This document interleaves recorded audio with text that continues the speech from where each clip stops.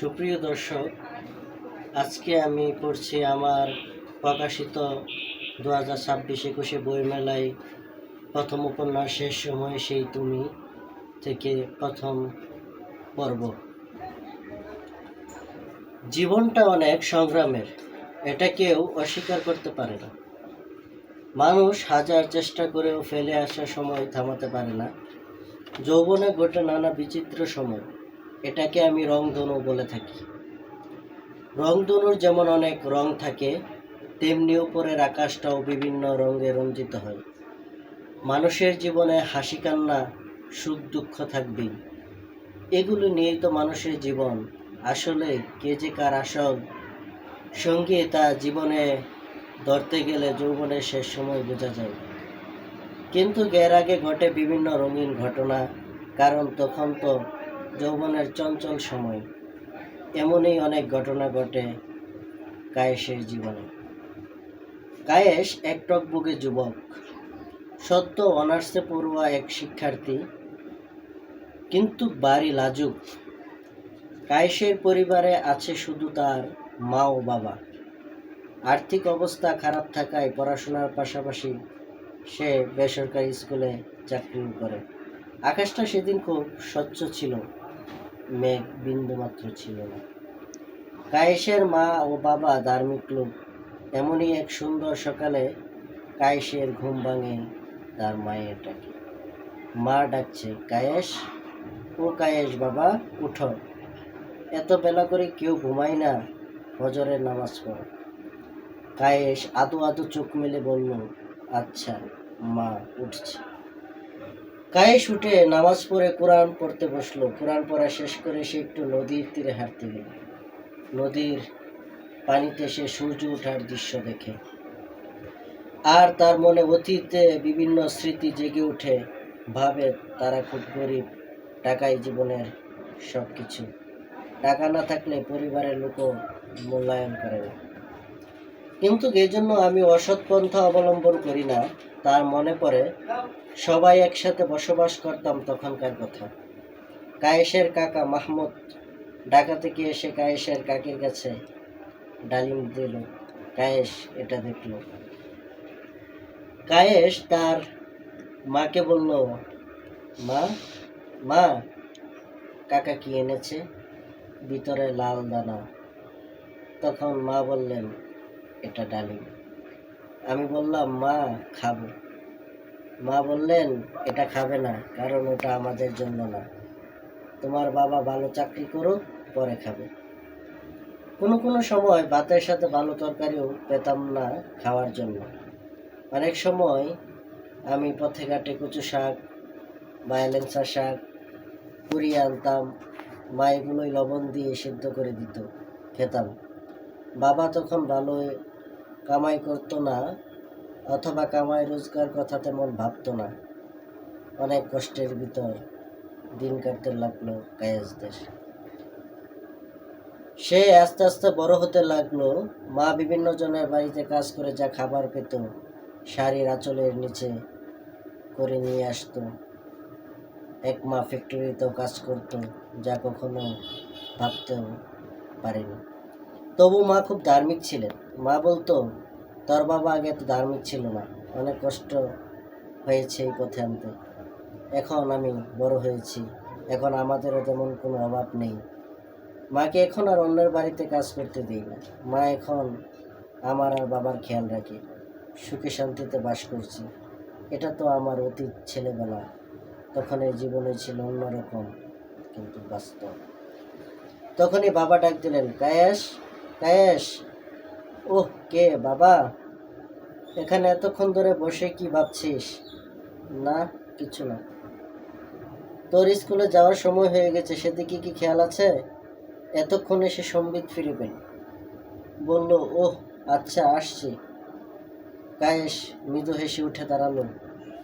এখন সে টকবগে যুবক, অতীতকে বলে সামনে এগিয়ে যেতে হবে। এই যৌবন সময়টাকে কাজে লাগাতে হবে। সে বাড়িতে আসলো, এসে দেখলো তার মামাও এসেছে। সে কোনো মতে কুশলাদি বিনিময় করে নিজের ঘরে চলে গেল খাবার খাওয়ার জন্য। কায়েস একটু একা থাকতে পছন্দ করে। চারপাশে মানুষগুলো কেমন যেন নির্জীব হয়ে গেছে। সবাই কৃত্রিম, নিজের স্বার্থ চিন্তায় সবাই ব্যস্ত। মন কারো নেই, সবাই লোক দেখানো। এসব ভাবতে ভাবতে সে আবার আনমনা হয়ে গেল। মামার হাসির শব্দে তার ঘোর কাটলো। মামা বরাবরই উচ্চ শব্দে হাসি আর কথা বলে। মা বলল, দাদা ভাই, এখন নামাজটা পড়ো, কয়দিন আর বাঁচবে বলো? হু হু করে আবার হেসে উঠল মামা। বলল, ঠিক হে, ঠিক হে, পড়বো পড়বো। দাড়ি চুল পেকে গেছে বলে আবার হু হু করে হেসে উঠল মামা। মা বললেন, দাদা ভাই, তোমার উচ্চ শব্দে কথা বলা আর হাসিটা এখনো যায়নি। না রে রোমা, না। এই জন্যই তো মোমেনার মা আমাকে প্রায় বকাবকি করে। মোমেনা আমার উচ্চ শব্দে কথা বলায় ভয় পায়।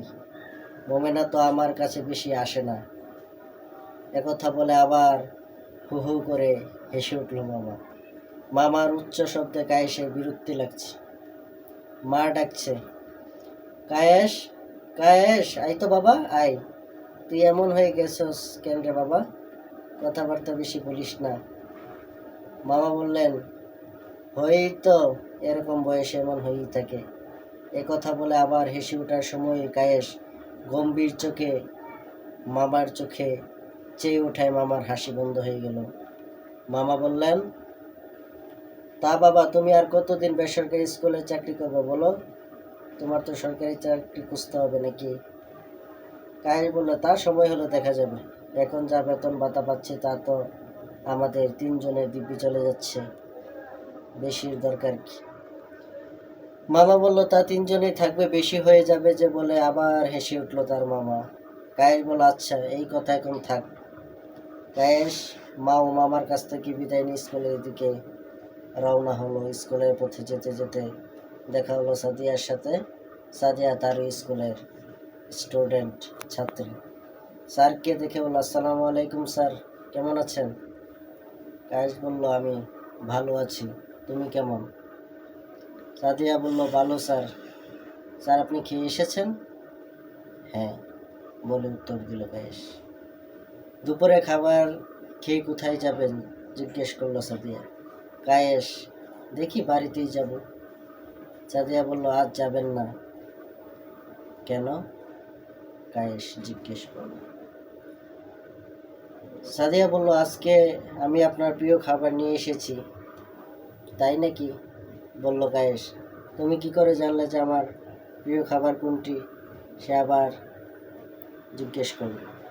সাদিয়া বলল, এই জন্যই তো আমি আপনার প্রিয় ছাত্রী। আপনার সমস্ত কথা আমার কাছে অমৃতের মতো লাগে। একদিন আপনি বলেছিলেন আপনার প্রিয় খাবারের কথা ক্লাসে, সেখান থেকে আমি জেনেছি। ওহ আচ্ছা, ভালো।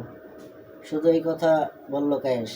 সাদিয়া বলল, স্যার, আপনাকে আমার কেন জানি ভালো লাগে। কায়েস বলল, কেন? তা জানি না, বলল সাদিয়া। সাদিয়া আরও বলল, আপনার চোখ দুটোকে আমার খুব ভালো লাগে, যেন মায়া ছড়িয়ে আছে দুটি সেই চোখে। কায়েস লজ্জায় তা চোখকেই কেন ভালো লাগে?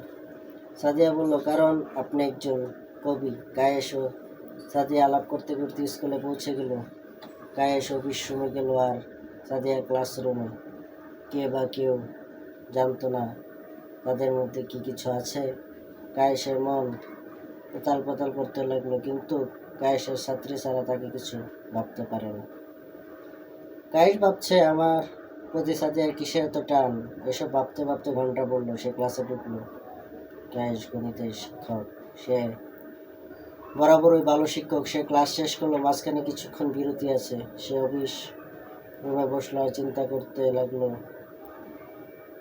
সাদিয়া কি তাকে সত্যিই ভালোবাসে? সে কি শিক্ষকের ভালোবাসায় মজেছে? কিন্তু না, এসব সে কি ভাবছে তা কি করে হয়?